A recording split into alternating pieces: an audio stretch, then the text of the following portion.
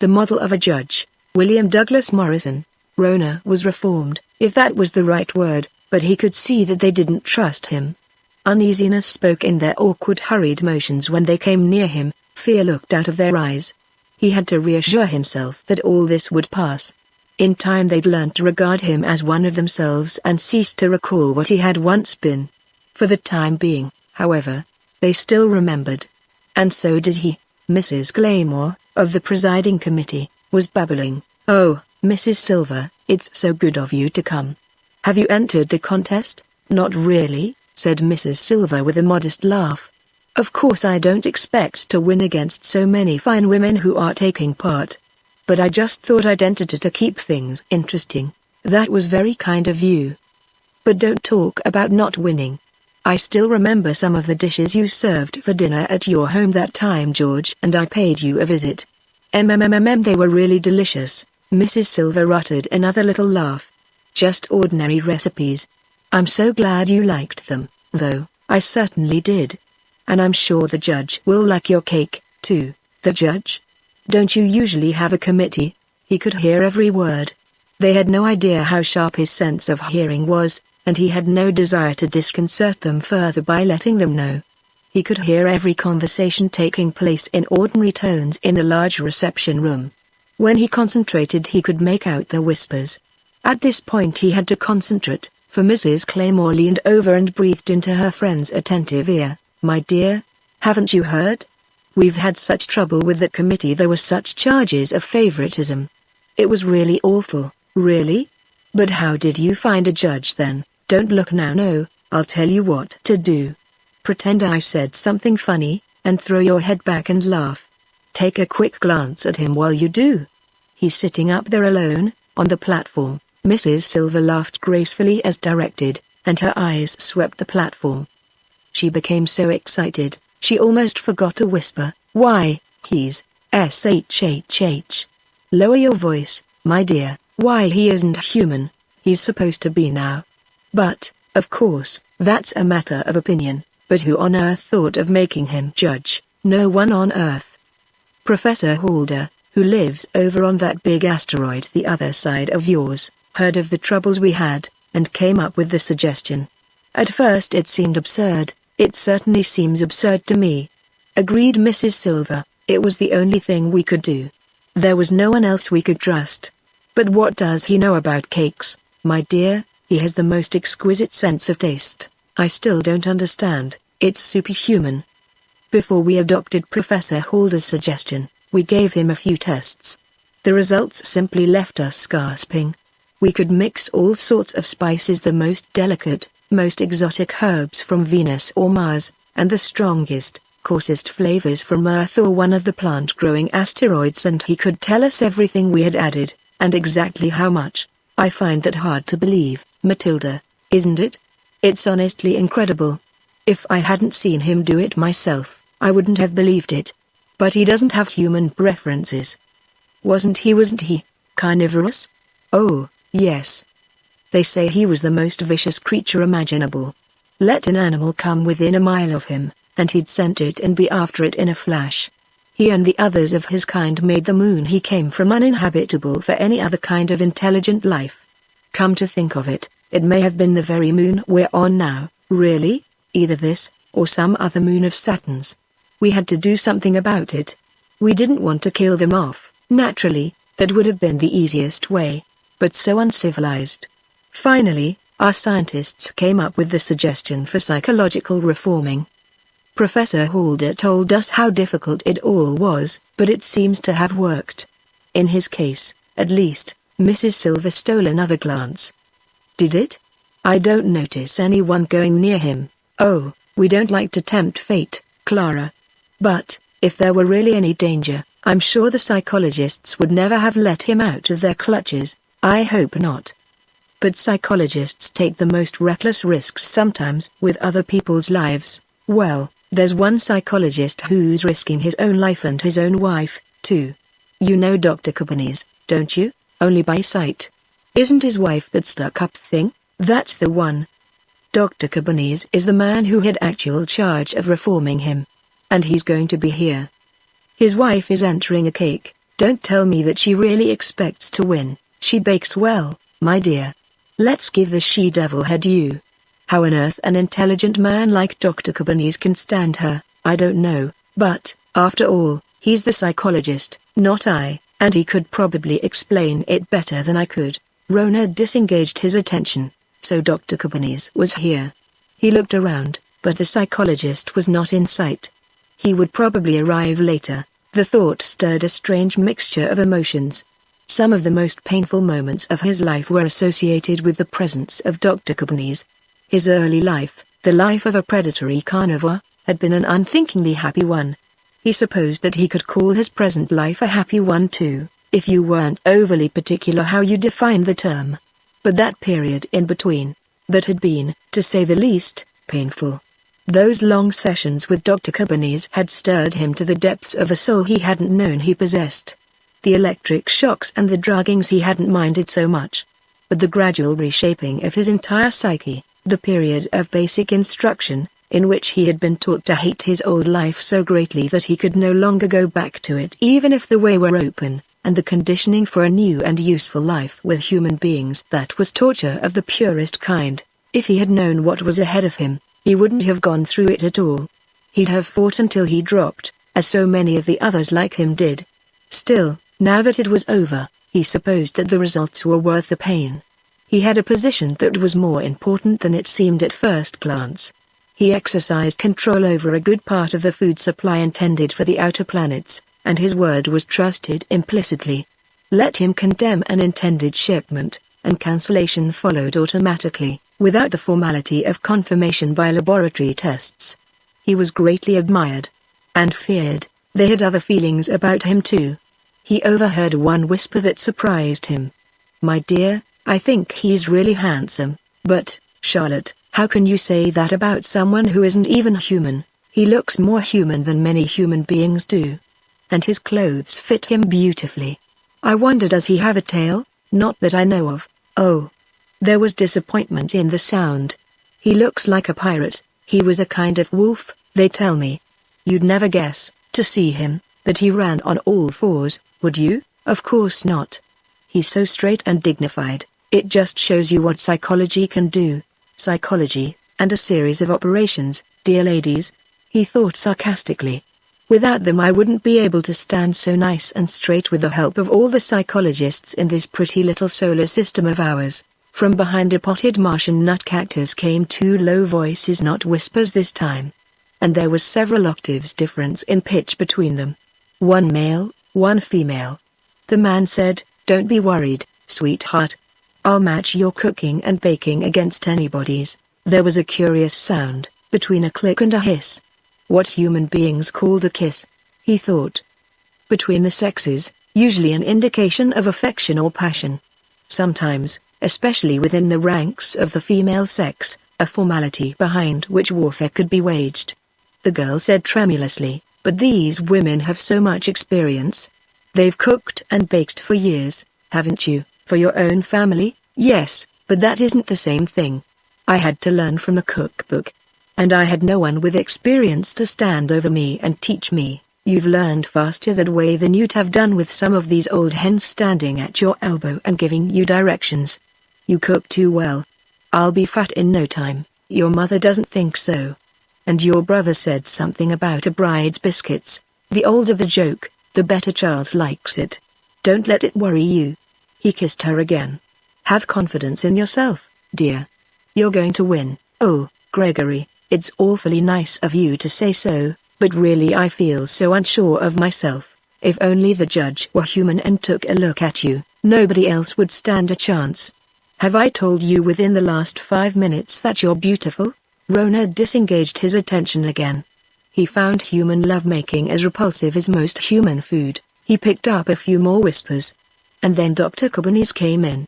The good doctor looked around, smiled, greeted several ladies of his acquaintance as if he were witnessing a private striptease of their souls, and then came directly up to the platform. "How are you, Rona?" "Fine, doctor. Are you here to keep an eye on me?" "I hardly think that's necessary. I have an interest in the results of the judging. My wife has baked a cake. I had no idea that cake baking was so popular a human avocation. Anything that requires skill is sure to become popular among us. By the way, Rona, I hope you don't feel hurt, Doctor? What do you mean? Come now, you understand me well enough. These people still don't trust you. I can tell by the way they keep their distance. I take human frailty into account, Doctor. Frailty, and lack of opportunity. These men and women haven't had the opportunity for extensive psychological treatment that I've had. I don't expect too much of them. You've scored a point there, Rona. Isn't there something that can be done for them, Doctor? Some treatment that it would be legal to give them? It would have to be voluntary. You see, Rona, you were considered only an animal, and treatment was necessary to save your life. But these people are supposed to have rights. One of their rights is to be left alone with their infirmities. Besides, none of them are seriously ill. They hurt no one. For a second Rona had a human temptation. It was on the tip of his tongue to say, your wife too, Doctor? People wonder how you stand her. But he resisted it. He had resisted more serious temptations. A gong sounded gently but pervasively. Dr. Cabanese said, I hope you have no resentment against me at this stage of the game, Rona. I'd hate to have my wife lose the prize because the judge was prejudiced. Have no fear, Doctor. I take professional pride in my work. I will choose only the best. Of course, the fact that the cakes are numbered and not signed with the names of their creators will make things simpler. That would matter with human judges. It does not affect me. Another gong sounded, more loudly this time. Gradually the conversation stopped. A man in a full dress suit, with yellow stripes down the sides of his shorts, and tails hanging both front and rear, climbed up on the platform. His eyes shone with a greeting so warm that the fear was almost completely hidden. How are you, Rona? Glad to see you. I'm fine, Senator. And you? Couldn't be better. Have a cigar? No, thank you. I don't smoke. That's right, you don't. Besides, I'd be wasting the cigar. You don't vote. He laughed heartily. I understand that they're passing a special law to let people like me vote at the next election. I'm for it, Rona, I'm for it. You can count on me. The chairman came up on the platform, a stout and dignified woman who smiled at both Rona and the senator, and shook hands with both without showing signs of distaste for either. The assembled competitors and spectators took seats. The chairman cleared her throat. Ladies and gentlemen, let us open this meeting by singing the hymn of all planets. They all rose, Rona with them. His voice wasn't too well adapted to singing, but neither, it seemed, were most of the human voices. And, at least, he knew all the words. The chairman proceeded to greet the gathering formally, in the name of the presiding committee. Then she introduced Senator Whitten. She referred archly to the fact that the senator had long since reached the age of indiscretion and had so far escaped marriage. He was an enemy of the female sex, but they'd let him speak to them anyway. Senator Whitten just as archly took up the challenge. He had escaped more by good luck, if you could call it good, than by good management. But he was sure that if he had ever had the fortune to encounter some of the beautiful ladies here this fine day, and to taste the products of their splendid cooking and baking, he would have been a lost man. He would long since have committed polygamy. Senator Whitten then launched into a paean of praise for the ancient art of preparing food. Rona's attention wandered. So did that of a good part of the audience. His ears picked up another conversation, this time whispered between a man and a woman in the front row. The man said, I should have put your name on it, instead of mine. That would have been silly. All my friends know that I can't bake. And it would look so strange if I won. It'll look stranger if I win.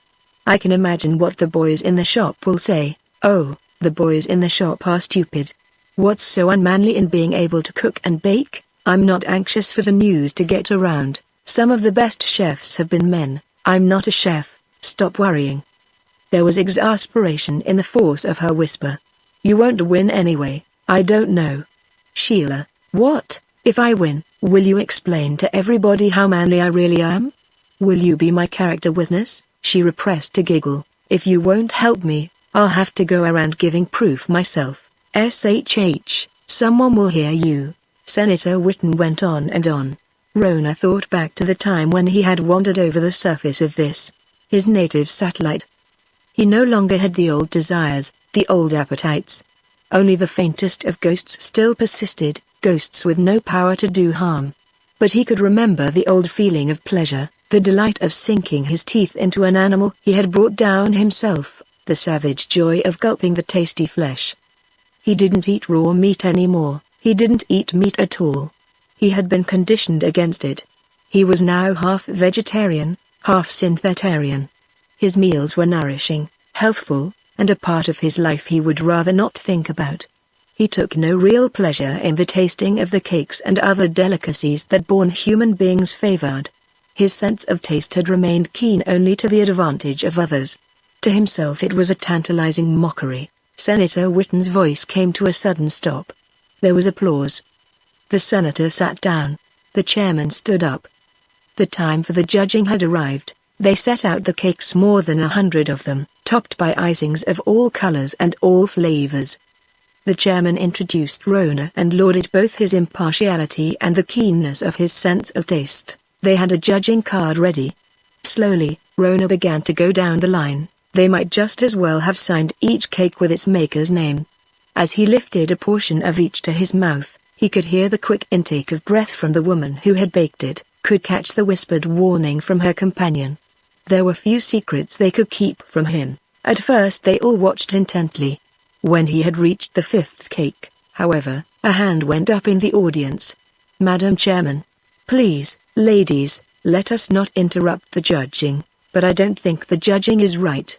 Mr. Rona tastes hardly more than a crumb of each." "A minimum of 3 crumbs, Rona corrected her. "1 from the body of the cake, 1 from the icing, and an additional crumb from each filling between layers. But you can't judge a cake that way. You have to eat it, take a whole mouthful." "Please, madame, permit me to explain. A crumb is all I need. I can analyze the contents of the cake sufficiently well from that. Let me take for instance cake number 4, made from an excellent recipe, well baked. Martian granny's flour, Gouver eggs, Dingan-flavored salt, a trace of Venusian orange spice, synthetic shortening of the best quality. The icing is excellent, made with red pentose sugars which give it a delightful flavor. Unfortunately, however, the cake will not win first prize." An anguished cry rose from the audience. "Why, through no fault of your own, dear lady. The purberries used in making the filling were not freshly picked. They have the characteristic flavor of refrigeration. The manager of the store swore to me that they were fresh. Oh, I'll kill him, I'll murder him." She broke down in a flood of tears. Rona said to the lady who had protested, "I trust, madame, that you will now have slightly greater confidence in my judgment." She blushed and subsided. Rona went on with the testing. 90% of the cakes he was able to discard at once, from some fault in the raw materials used or in the method of baking. 11 cakes survived the first elimination contest. He went over them again, more slowly this time. When he had completed the second round of tests, only 3 were left. Number 17 belonged to Mrs. Cobney's. Number 43 had been made by the man who argued with his wife. Number 64 was the product of the young bride, whom he had still not seen. Rona paused. "My sense of taste is somewhat fatigued. I shall have to ask for a short recess before proceeding further." There was a sigh from the audience. The tension was not released, it was merely relaxed for a short interval. Rona said to the chairman, "I should like a few moments of fresh air. That will restore me." "Do you mind?" "Of course not, Mr. Rona." He went outside. Seen through the thin layer of air which surrounded the group of buildings, and the plastic bubble which kept the air from escaping into space, the stars were brilliant and peaceful. The sun, far away, was like a father star who was too kind to obliterate his children. Strange, he thought, to recall that this was his native satellite. A few years ago it had been a different world. As for himself, he could live just as well outside the bubble as in it, as well in rarefied air as in dense. Suppose he were to tear a hole in the plastic? Forbidden thoughts. He checked himself, and concentrated on the 3 cakes and the 3 contestants. You aren't supposed to let personal feelings interfere. You aren't even supposed to know who baked those cakes. But you know, all right. And you can't keep personal feelings from influencing your judgment. Any one of the cakes is good enough to win. Choose whichever you please, and no one will have a right to criticize. To which are you going to award the prize? Number 17? Mrs. Cabanese is, as one of the other women has so aptly termed her, a bitch on wheels. If she wins, she'll be insufferable. And she'll probably make her husband suffer. Not that he doesn't deserve it. Still, he thought he was doing me a favor. Will I be doing him a favor if I have his wife win? Number 64, now, is insufferable in her own right. That loving conversation with her husband would probably disgust even human ears. On the other hand, there is this to be said for her winning: it will make the other women furious. To think that a young snip, just married, without real experience in homemaking, should walk away with a prize of this kind. But if the idea is to burn them up, why not give the prize to number 43? They'd be ready to drop dead with chagrin. To think that a mere man should beat them at their own specialty. They'd never be able to hold their heads up again. The man wouldn't feel too happy about it, either. Yes, if it's a matter of getting back at these humans for the things they've done to me, if it's a question of showing them what I really think of them, number 43 should get it. On the other hand, I'm supposed to be a model of fairness. That's why I got the job in the first place. Remember, Rona? Come on, let's go in and try tasting them again. Eat a mouthful of each cake, much as you hate the stuff. Choose the best on its merits. They were babbling when he walked in, but the babbling stopped quickly. The chairman said, "Are we ready, Mr. Rona?" All ready. The 3 cakes were placed before him. Slowly he took a mouthful of number 17. Slowly he chewed it and swallowed it.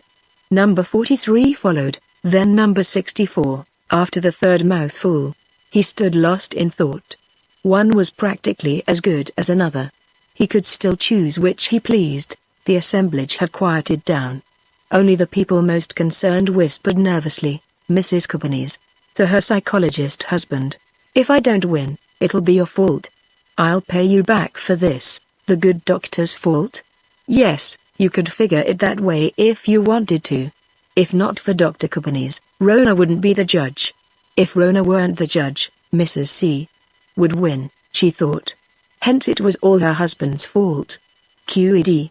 The male baker to his wife, "If he gives the prize to me, I'll brain him. I should never have entered this. It's too late to worry now. I could yell fire," he whispered hopefully. "I could create a panic that would empty the hall. And then I'd destroy my cake." "Don't be foolish. And stop whispering, the young post-honeymooning husband. "You're going to win, dear, I can feel it in my bones." "Oh, Greg. Please don't try to fool me. I've resigned myself to losing." "You won't lose, I'm afraid. Put your arm around me, Greg. Hold me tight. Will you still love me if I lose?" He kissed her shoulder. "You know, I didn't fall in love with you for your cooking, sweetheart.